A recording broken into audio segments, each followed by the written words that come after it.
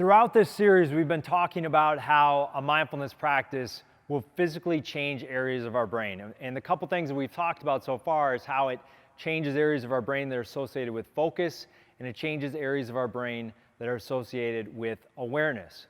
The other area of our brain that a mindfulness practice can impact is one that is associated with compassion. Phil Jackson said, "Compassion is not a word often bandied about in locker rooms, but I've found that a few kind, thoughtful words can have a transformative effect on relationships, even with the toughest men in the room."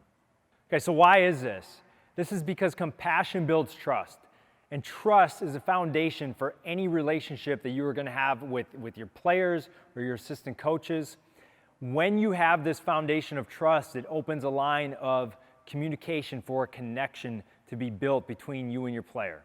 And when this connection is built, this gives you the ability to challenge them, to push them to become the best player that they possibly can be. Without this relationship, it's extremely tough to challenge a player, to push them outside of their comfort zone, to get them to do things that they don't want to do in order to evolve to their highest potential. Usually we talk to ourselves in terms of what we don't want to show up in our lives, what we don't want to happen on the court, what we don't want to happen in the game, and then that is what actually shows up. Because our minds don't work in the negative. If I yell at one of my players to don't turn the ball over or stop turning the basketball over, the only thing that shows up in his mind is him turning the basketball over or making a mistake. Our minds don't work in the negative.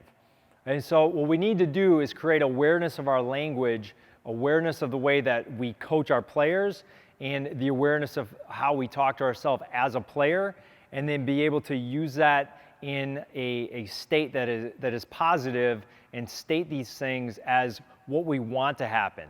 So instead of telling your players to stop turning the basketball over, we want to tell them what we want them to actually do. We want them to throw hand-to-hand passes. We want them to throw on-time or on-target passes.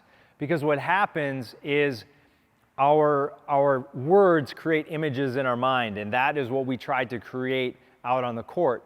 And so if we tell them to throw on-time, on-target passes, our minds then form a vision of throwing an on-time, on-target pass, and that is more likely to show up in practice or in a game.